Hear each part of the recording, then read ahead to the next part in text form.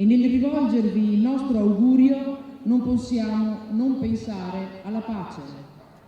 Pace nel mondo, ma anche pace nelle case e nelle nostre famiglie.